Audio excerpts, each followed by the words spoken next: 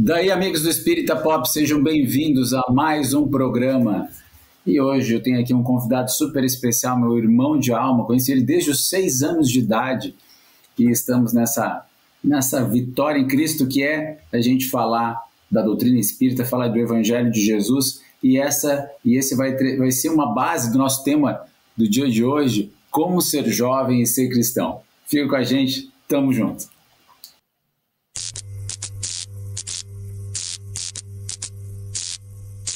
Daí, meus amigos, tudo bem com vocês? Quero apresentar a vocês aqui o Fabrício Cardoso, também da minha cidade de Torres, no Rio Grande do Sul. Então a gente está falando aqui de Torres para Brasília, para o mundo todo, para a galáxia toda.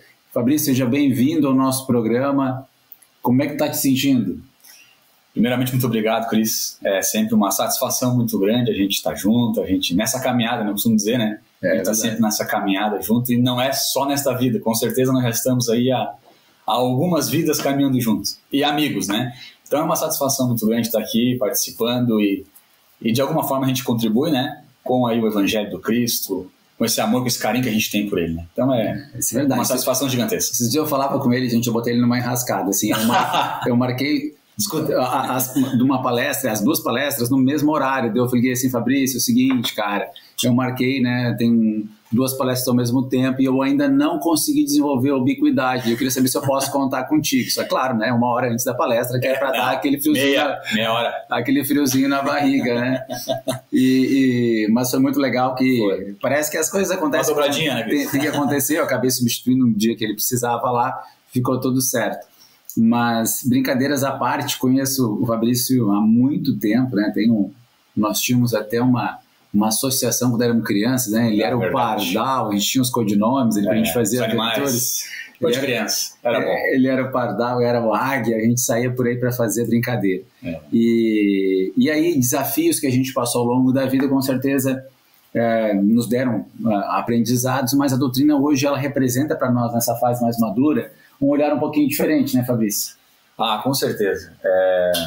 Essa nossa forma de chegar até aqui, com certeza, ela vem dessa nossa amizade de caminho lá atrás, e a gente foi aprimorando a nossa vontade de querer estar junto por causa do Evangelho, por causa do Espiritismo, que nos traz cada vez mais essa força que é lá atrás a juventude veio aprimorando, e nós sempre falamos, né? A gente sempre quer terminar junto essa caminhada para depois continuar o trabalho do outro lado. É verdade. Então percebam, né? Quando a gente estava aqui nos bastidores tentando montar né, como a gente ia falar, eu lembrei assim: Fabrício, vamos falar da juventude de Saulo, que é São Paulo, que é Paulo, que está lá na obra Paulo Estevão, de Chico Xavier. Gente, vale muito a pena ler esse livro. Se tu está procurando uma leitura diferente, que vai ser uma ruptura nos teus paradigmas, com certeza Paulo Estevão é uma dessas leituras. E aí uma coisa que Paulo fez, né, na sua juventude, como, vamos dizer assim, uma pessoa que tinha acesso à educação, e eu acredito que hoje a grande maioria de nós tem acesso à educação, na medida que uma pessoa que tenha um celular hoje com acesso à internet tem mais informação do que o maior rei 100 anos atrás.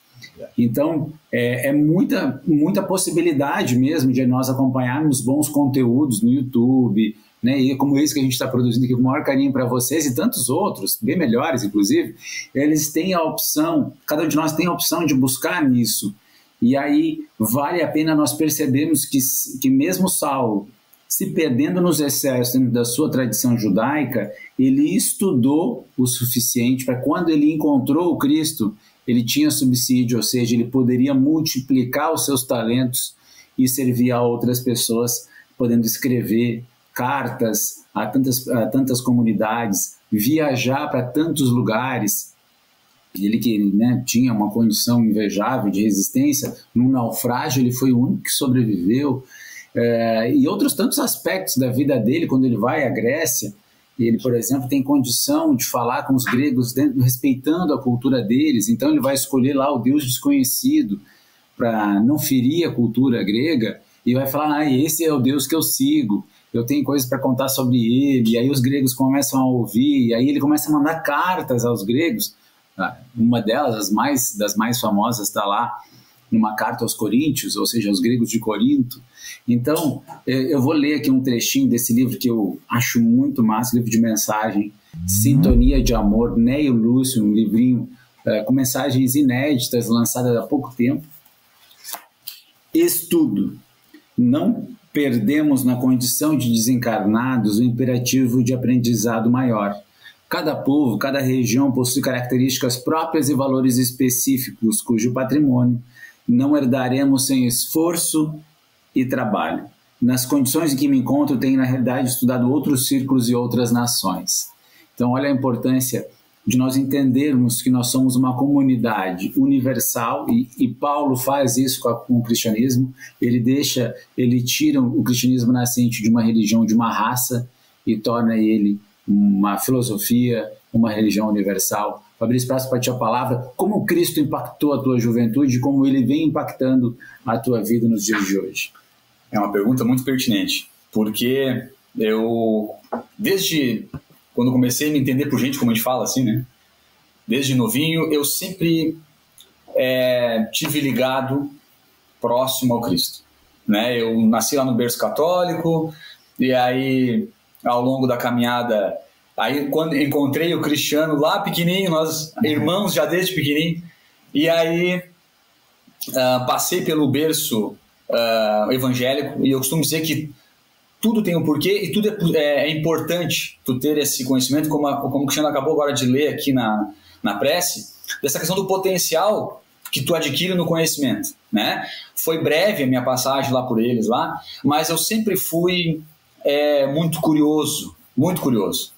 E esse irmão aqui que acaba de falar sobre Saulo, volta e meia, ele sempre pediu uma carona para ir até o centro espírita, comentava alguma coisa sobre espiritismo, e eu sempre um pouco meio relutante por causa da falta do conhecimento, né?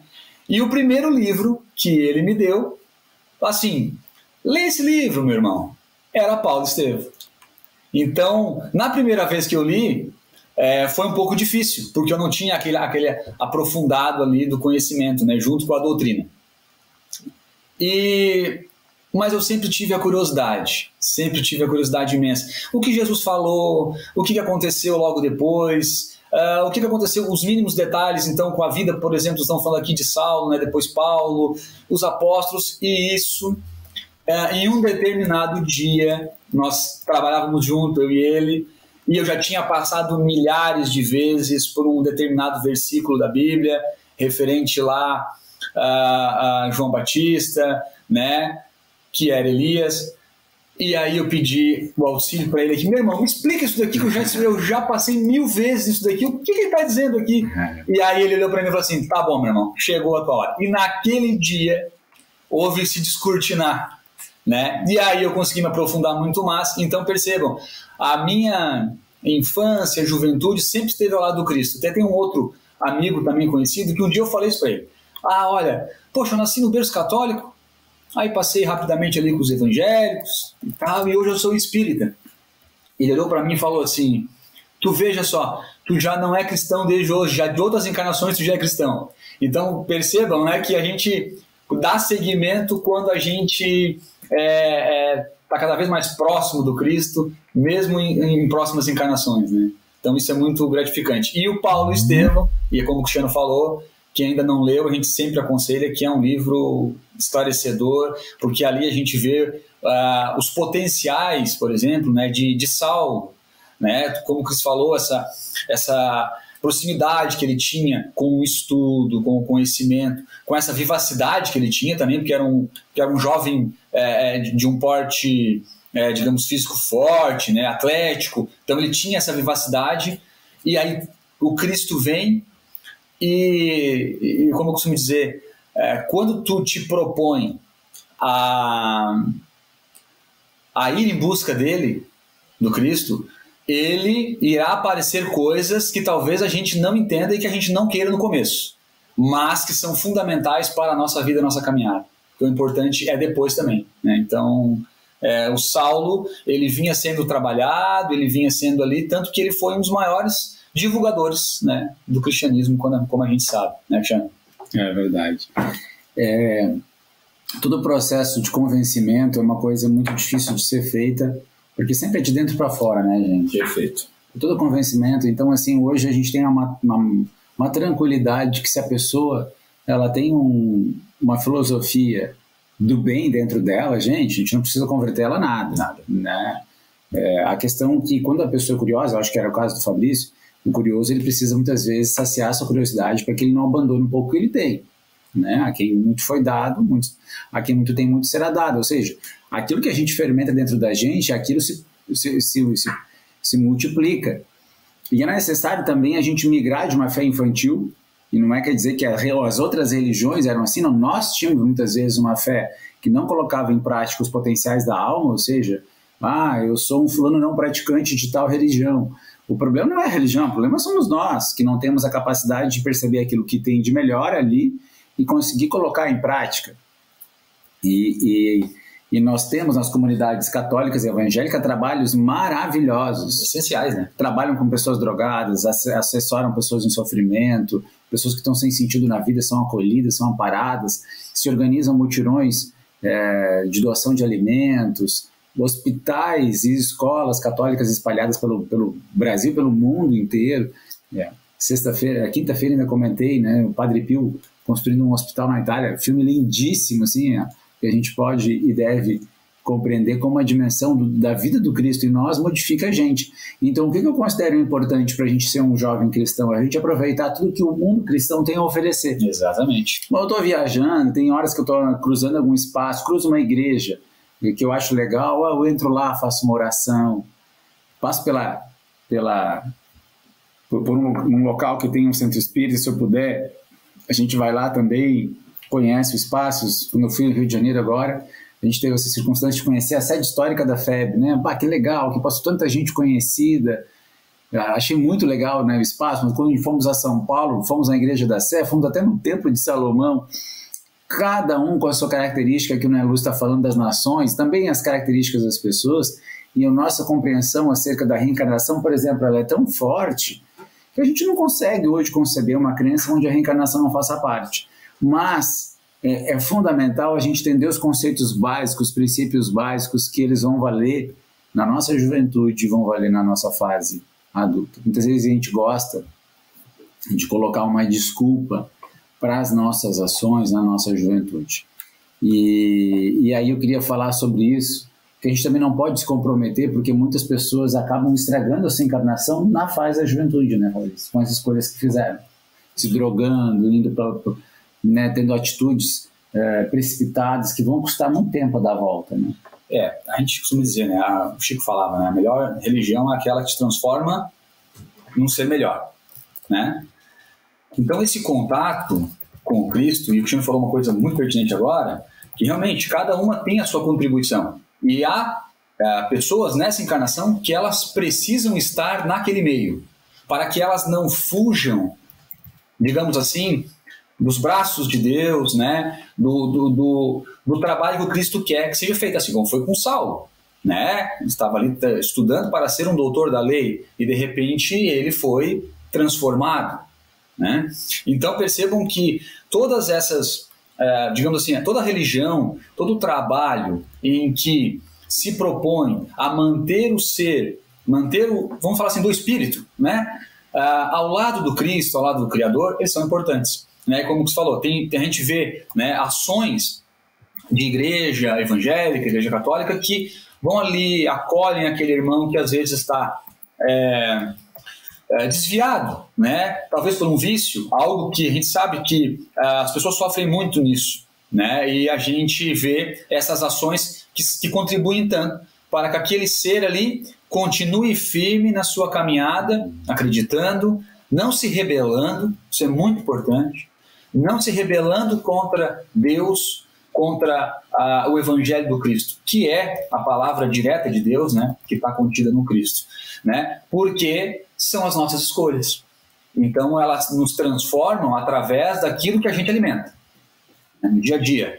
E na juventude, esta forma de poder contribuir, estando ao lado do Cristo, a gente continuando mantendo isso, a gente chega lá na frente, e aí como o Cris falou de que eu era curioso, eu dei uma aprimorada, digamos assim, né? Eu fui aprimorando. E aí, mas em momento algum eu me desviei. Claro que são escolhas daqueles irmãos que, de uma forma ou outra, resolveram se distanciar, né? A gente costuma também dizer que, claro, todo espírito é conhecedor dos conhecimentos, da vontade de Deus, está dentro do espírito. Isso aí é algo que é muito latente na doutrina. Então, as nossas escolhas, né, muitas das vezes a gente quer se afastar disso, mas a nossa colheita não é Deus que está te punindo ou te colocando numa posição em que tu será menos que qualquer outro. Não. Nós estamos nos levando a um caminho, né, em que muitas das vezes lá na frente sofrer, falamos assim, um pouquinho, ter um pouquinho de dor é necessário, porque houve um desvio, né? Então, assim, Deus está ali, está te esperando, né? O Cristo fica te esperando, como ele mesmo falou, né? Enquanto existir uma ovelha, ele ainda estará do nosso lado. Então, a juventude, ela é aquela base, aquele início onde muitas coisas serão apresentadas, né? Então, a droga vai ser apresentada, né? As coisas ilícitas da vida, né? Os desvios vão ser apresentados para ti. E assim como foi apresentado para mim, e com certeza para o Cristiano também foi, mas a gente soube, porque nós estamos com o pé já dentro do cristianismo, né, entendendo ali dentro da nossa limitação ainda de criança e indo para a adolescência, um pouquinho do Cristo, a gente soube entender, e rápido, o mais rápido possível, né, que ali aquele caminho, eu pisar naquele caminho não condizia com o que o meu espírito já tinha aprendido, de vidas passadas ou que já estava abrochando nessa vida. Então... Desabrochando. Desabrochando, perdão. O jovem, principalmente hoje, nesse momento em que nós estamos vivendo, né, nessa nova geração, ele está dentro de um meio hoje muito, digamos assim, de onde nós viemos, se torna muito mais fácil. A informação é mais fácil hoje, né? Os meios de poder se comunicar e ter acesso às coisas hoje é muito mais fácil. Então percebam que com essa facilidade que for colocada nas mãos dessa nova geração, é possível tu fazer escolhas do bem. É possível tu buscar respostas muito mais detalhadas, às vezes numa dúvida de um caminho para onde seguir, né? E a gente percebe que muitas das vezes o jovem de hoje, ele ou não teve o contato ou não quis buscar a informação. Olha só, vou te interromper aqui. Claro. Olha o que Paulo vai dizer, gente, para nós lá numa carta que ele manda a Timóteo. Foge também das paixões da mocidade, da juventude, e segue a justiça, a fé, o amor e a paz com um coração puro, com os que, com um coração puro, invocam o Senhor. E rejeita as questões loucas e sem instrução, sabendo que produzem contendas. Então eu vejo uma galera da juventude assim, querendo abraçar uma causa que gera uma disputa enorme, né, com os outros amigos, com outras pessoas, e a pessoa conhece pouco daquilo, não tem muito embasamento histórico sobre aquele movimento, e quer ter uma visão de mundo, né? Eu lembro de um autor, a gente estudou um tempo, né, um autor da sociologia, ele dizia o seguinte, que não pode um movimento social se tornar uma teoria social, ou seja, do ponto de vista técnico, né?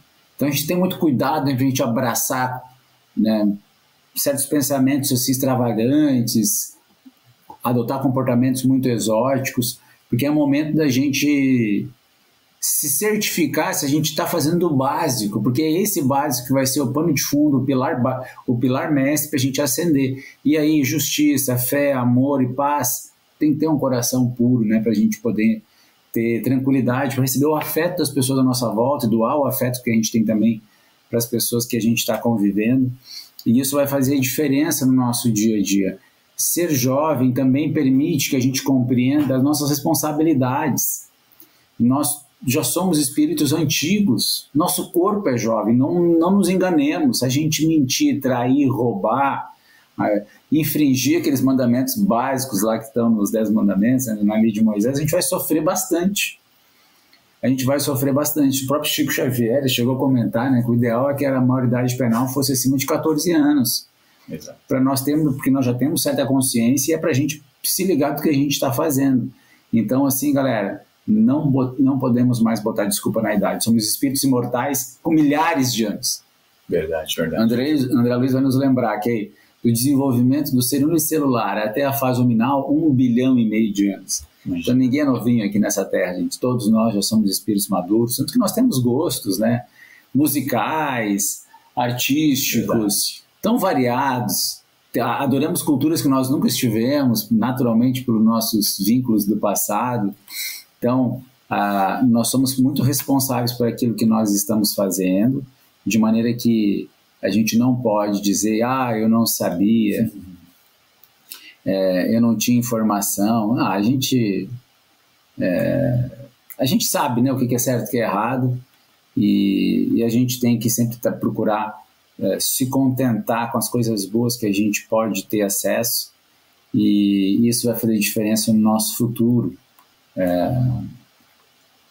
Vale a pena lembrar que toda drogadição vai gerar na gente um desafio muito enorme, muito grande de desintoxicação. Nós vamos ver na série, né, Vozes do Grande Além, instruções psicofônicas, mensagem de espíritos viciados, em que os benfeitores dizem que vão levar séculos para a pessoa se desintoxicar daquilo que ela havia consumido. Então, o cuidado com o nosso corpo, gente, que é um templo, como o nosso próprio Cristo falou, ele é fundamental para que nós tenhamos um aproveitamento maior das coisas que a gente tem feito, né? E eu já quero aproveitar aqui para trazer uma poesia de Dom Pedro II, um dos fundadores do nosso país, espírito enviado pelo Cristo, como está lá na obra Brasil, Coração do Mundo. Claro que as palavras são antigas, né, gente? A obra de Chico Xavier já tem um tempinho, mas ele vai falar assim, a juventude cristã. Mocidade da terra do cruzeiro, conserva com Jesus o dom divino, do amor que jorre, farto e cristalino, em vida nova para o mundo inteiro. O homem elege torvo paladino, no ódio vil, belicoso e carniceiro, que o exaure em sinistro cativeiro, da maldade e da guerra em desatino. Juventude da pátria verde e bela, semeia a paz diante da procela, no serviço do bem ditoso e puro. Ama, segue e constrói, trabalha e espera, acendendo clarões da nova era, ao encontro sublime do futuro.